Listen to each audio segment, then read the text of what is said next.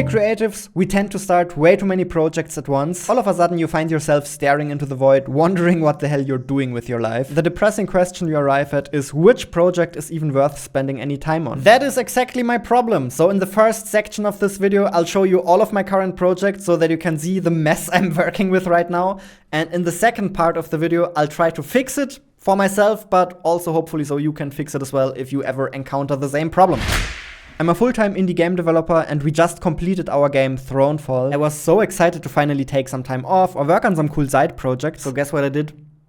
I started a new game project almost immediately. I guess I'm hereby announcing my next game. It's probably gonna be called Kobako. It's probably gonna be entirely free. It's a very minimalist Sokoban-like box-pushing puzzle game. I found out that there's nothing quite like this on mobile yet, and I found that infuriating because I wanted something like this, so I guess I'm fixing this problem for the world now. The mobile market is really pissing me off, so if I can give them a little bit of payback by making a free game without any ads or anything, I'll take it. The next project that I'm trying to juggle at the same time is of course this YouTube channel. Juggling both YouTube and game development at the same time is very difficult, so at some point I had to ask myself, do I want to be a YouTuber or a game developer? And the decision I came to is I do want to be a game developer. I want to spend the majority of my time on game development, and that means that I'm trying to find some formats for my YouTube channel now that I can produce a lot faster, because I don't want to spend as much time on my YouTube channel anymore. Like, even this video is already a week of work. I'm not sure you're realizing I'm wearing different t-shirts throughout the entire video. That's because I've been recording for 4 days now. You really seem to like my game design presentations. They always do well. So I'm kind of experimenting with a workflow to speed up that process. What if I only had to write the notes for a presentation and then it would turn into a nicely formatted presentation automatically? So I created a Python script that pulls all of these text blocks and turns them into HTML. Now I have presentation slides. The problem is, in order to make this look really good, it would require quite a bit more work. Every slide looks kind of the same, and that is a problem. I'm also considering writing some AI agents that help me improve the quality of these slides, but I'm not sure the technology is quite there yet. But yes, I'm also considering the complete opposite approach, and that would be to go fully analog and basically create these analog on-paper infographics for you. The advantage of these is they feel very personal. They probably stand out in a landscape where everybody's AI generating stuff. And they're also reusable. I could use them in multiple different videos to explain different things whenever I need to. I'm starting to understand why everybody's doing podcasts. You just sit down with somebody for 2 hours, have a little chat, send it off to your editor, and that's it. Pretty reasonably low time investment, I would say. Podcast? Podcast, anyone? Oh my god, Jonas is out of ideas. No. I have exactly the opposite problem. There's the flow video I promised. There's the inevitable Kobako release devlog. There's an interesting community collab I would like to try that I have not seen done before. There's a new Islanders game coming out because we sold the IP. That's something I would like to talk about. There's a mobile copycat of Thronefall that you keep messaging us about. I have 2 very cool interview partners lined up, but they're kind of on hold because I told them I need to figure some things out for my channel. I really want to make a video about the balancing lessons I learned from balancing Thronefall. I also want to make a video about how to use AI tools for game development because a lot of people use chatbots wrong and it really hurts them. Also, just for fun, I would like to make ChatGPT play Kobako. I would love to make and publish a board game. There has to be a new devlog series for the next big game project that I want to make with Paul. By the way, when is the next Wowie Jam? When is the next Jonas Plays Your Games? And this doesn't even include all of the game design topics I could still be talking about. In other words, I'm already feeling spread out way too thin, even though I'm not even working on anything right now. It's like, just looking at it, I'm already like, how the hell do I gain some ground on that? I started writing a novel in the You Snail universe, but let's be honest, that will probably never be finished. But damn, writing's also so fun. It's like, damn it, why can't you do it all? This is a different side project. It's an entirely Python-based sound generator. It has insane potential to be extremely useful for sound design. However, this is one of those projects that's just honestly killed by AI. I really don't see any point in developing this further. Another side project, I'm currently trying to learn some Photon Quantum. It's an online multiplayer engine that you can use in Unity, from Unity, whatever you want to call it. But it's almost like a standalone engine and has quite a bit of a learning curve, but it's also extremely cool. We might end up using it for our next bigger game. I had this project of trying to handcraft neural nets to understand them a bit better, so I started out by building a couple of different logic gates, slowly working my way up to more complicated networks like this multiplier here. This one takes 2 inputs, numbers from 0 to 1, and multiplies them. So as mentioned, the interesting thing about this is that these networks aren't trained as you usually do with neural nets. They're handcrafted So in theory, I know what every connection does. Obviously, I don't know anymore. Multiplication is not something linear neural nets can do natively. So if you want higher accuracy, you need to add more neurons. This is a handcrafted neural net that can play perfect tic-tac-toe. For the input, you provide the current board state, and for the output, you receive a rating for each possible move. I would have loved to continue this project further and to make a standalone video about it. The only question is when. When the F am I gonna do that? So the idea is up for grabs. If you wanna take this over, then please do. I'm not looking at anyone specifically, right? I'm just saying if you're out there, if you I had another look at Godot, making a couple of little mini games to sort of get back into it. It's already so much better since the last time I tried this engine. I'm really rooting for Godot. Not sure I quite want to use it for bigger projects yet, but it's getting there.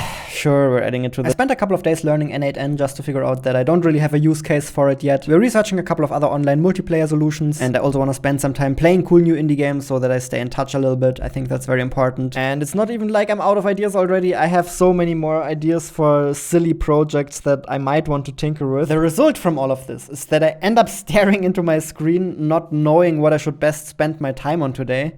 There are just too many options. A lot of the projects would demand quite a lot of time, and I'm not entirely sure what would be worth investing time into. I know this is a problem very common for creative people. We tend to juggle way too many projects at once, and it sort of stuns and paralyzes us in a way. Solution. This video is sort of like a self-therapy session, so let's see if we can pull ourselves out of the mud a little bit. The core question is, what should you spend your time on? And there are a couple of obvious answers like your health, family, friends, making great memories, making great experiences. And just to clarify, that's also not what I struggle with. I'm pretty happy how that is going in my life. What I'm talking about specifically is projects. In the hierarchy of priorities that obviously comes below all of that other stuff I just mentioned. But for your projects, which projects should you spend your time on? Which projects are worth pursuing further?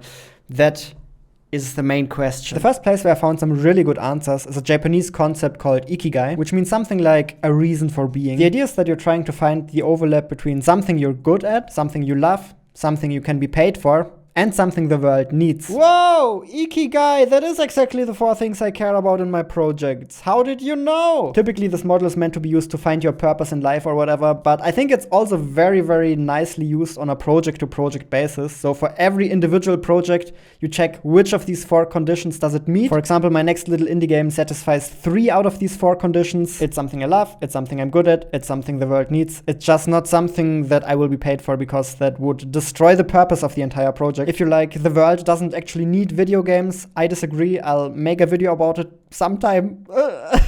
And then for my YouTube channel, it actually falls into the same category. Yes, I know I'm earning some ad revenue. I also know I'm getting some indirect benefits from the YouTube channel as well. However, believe me, it's quite far away from paying my rent, and I don't think it's gonna get there anytime soon. There are things I could do to make it much more profitable, but then I wouldn't enjoy it as much anymore. I think meeting 3 out of 4 conditions is already very decent. You can turn them into decent side projects. They're worth pursuing, but they're not worth spending all of your time on. For your main project, ideally you find something that satisfies all 4 conditions. For example, for me, Thronefall did fall into this category, and it was very fulfilling as a result of that. So just making proper indie games, releasing them on Steam, that seems to be the one thing that satisfies all 4 conditions for me personally. Yeah, now that I think about it, I think starting a new proper game project is gonna fix a lot of these meaning issues that I'm experiencing at the moment. Unfortunately, there's yet another completely different way to look at it, the exploitation versus exploration problem. I think I can best explain this with a little game. You have 10 moves and you're trying to get as many points as possible. In every move you can stand on any tile you want, you turn it around, and then you get as many points as are displayed on the tile. There are no points here, so you get 0 points this turn. Now you have 9 turns left. Let's go here next time. So now every turn we stand on this tile, we get 2 points. Now the problem is, what do we do next turn? Do we just keep standing here, exploiting the 2 points?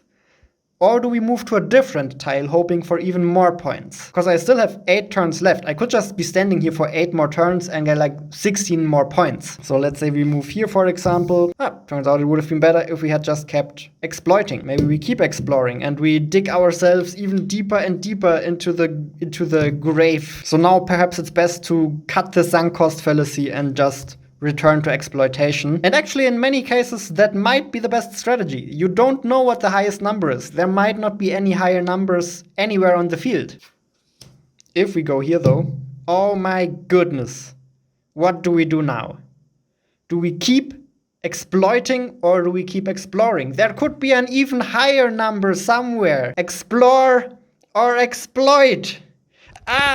So every side project, every experiment is an explore, and every time you stick with something that you already know works for you, it's an exploit. If you only ever try one thing in life and then you keep standing on the tile forever, that's clearly a very bad strategy. But only doing explore, or just hopping from tile to tile, trying out every single one, that's also a very, very bad strategy. So clearly the best strategy is somewhere in between, but finding that balance, it's so difficult. Exploit wants to tell you that you should just stick to your main project, everything's gonna be fine.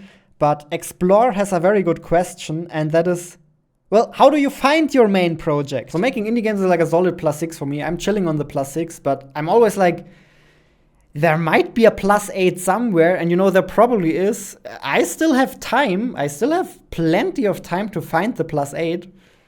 Why should I stay on the +6? But then I wander around with my side projects and find one X after another, and I get very frustrated.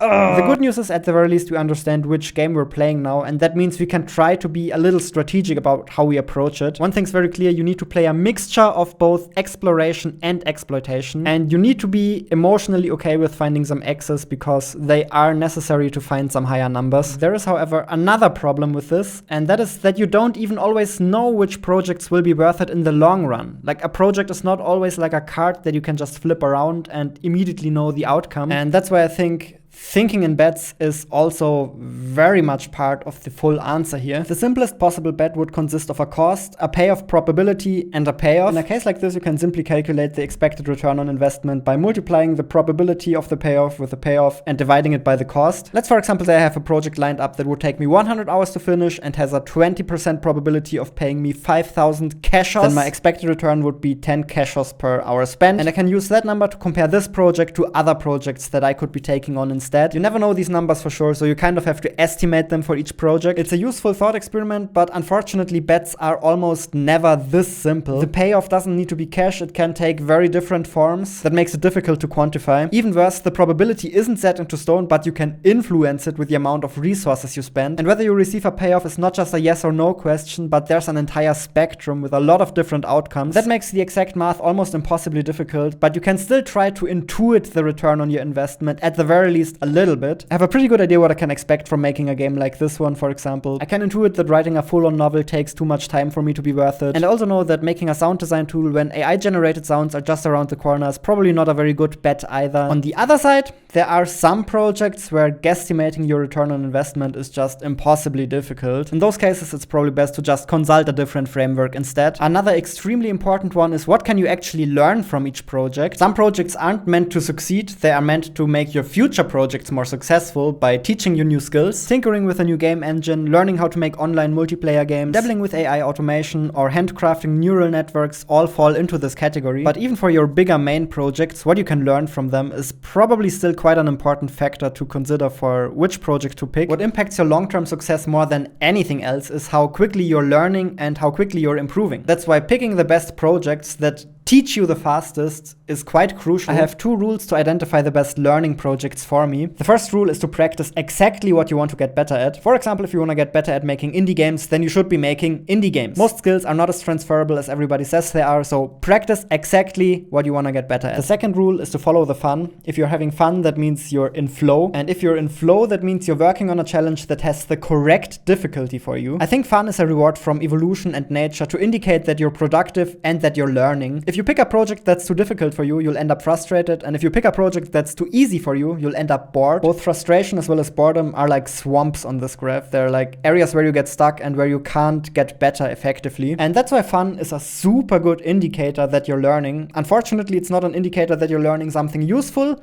but it is an indicator that you are learning. I mostly want to get even better at making games, and I also find Kobako quite a fun project for me to work on, so I think I'm on the correct path with that. Very similar to learning projects are tools and automations. Just in this case, the goal is not to improve myself, the goal is to improve my workflows and my toolsets. The end goal is the same. I want to make future projects easier and I want to make future projects more successful. An example for this would be my notes to slides project that I'm working on. The goal for that is not to gain any crazy new skills. The goal is to make video production easier for myself. Or same thing when I'm tinkering around with an analog workflow. I don't necessarily want to get better at drawing or painting, not really something I care about. The point of this would merely be to make video production easier. Same for the sound design tool. The goal would have been to make sound design easier for future projects. One thing I'm noticing for myself is that these workflow/automation projects are really the kind of projects that are the most difficult for me to make an estimation on whether they are worth pursuing further or not. And I think the reason for that is that the reward is very, very delayed and it's very uncertain. Like, it's very unclear which of these tools would end up being useful in the end. And in order to make them useful, I would have to invest quite a bit of time. And then I'm also wondering which of these tools are going to be made obsolete by AI directly and which of these tools are going to be far, far easier to create just a couple of years from now. Because if that's the case, maybe now is just not the correct time to make them. I'm starting to think maybe the art is more in timing than anything else. Knowing when is the correct time for each project, but also knowing when is the correct time to abandon or leave a project. You're always stuck between two fronts there.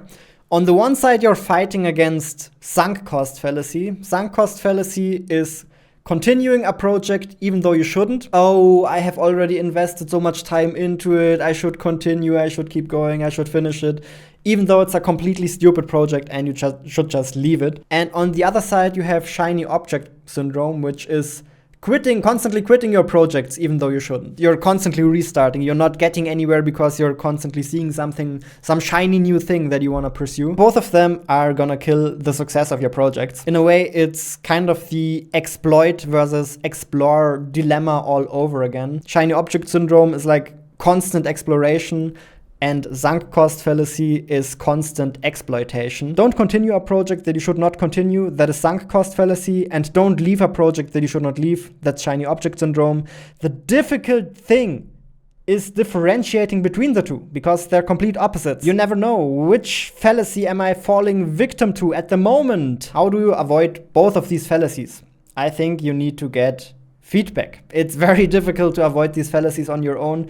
You need some external feedback, some people looking at your work, at your projects. That's partially why I'm showing you all of my projects now, so that maybe you can help me sort through them a little better as well. But show your projects to other people. They will help you make sense of the mess a lot better than you can do on your own. But let's say there are multiple great projects you could go for.